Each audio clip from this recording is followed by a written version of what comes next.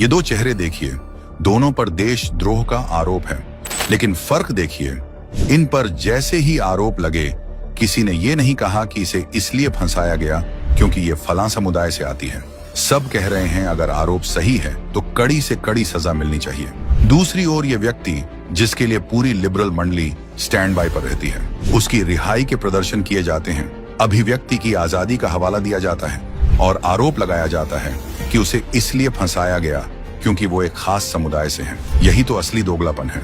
उमर खालिद का केस ले लीजिए, उस पर भी दिल्ली दंगे भड़काने को लेकर गंभीर आरोप है, लेकिन तथाकथित लिबरल गैंग तरह तरह के आर्टिकल लिखकर उसे मासूम के रूप में पेश करती है।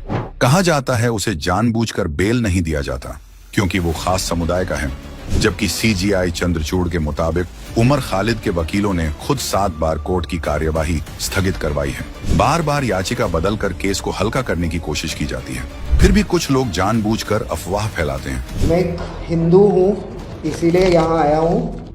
तो सिर्फ फोटो में आता।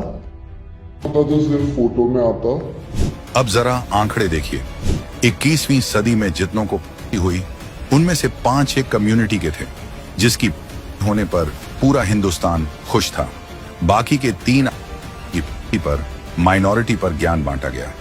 1993 के मुंबई ब्लास्ट का मास्टरमाइंड याकूब मेमन, जो लगभग 200 से ज्यादा लोगों का जिम्मेदार था, उसके लिए प्रदर्शन हुए और कहा गया उसे फेयर ट्रायल नहीं मिला, उसे खास समुदाय से होने की सजा दी जा रही है, जबकि सच्चाई ये है 1994 में उसकी गिरफ्तारी के बाद 13 साल उसका केस चला। 2007 में की सजा सुनाई गई।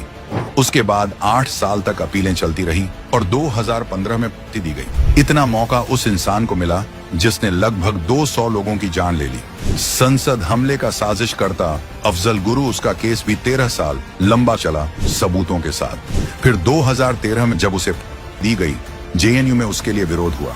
कहा गया वो खास समुदाय से हैं, इसलिए दी जा रही है। तो असली सवाल ये है, क्या भारत का कानून इनके लिए मजाक बन चुका है? क्या इनकी सहानुभूति सिर्फ धर्म देखकर तय होती है? क्या देशद्रोह भी अब धर्म देखकर तौला जाएगा? समय आ गया है कि इस लिबरल गैंग के पाखंड को बेनकाब किया जाए।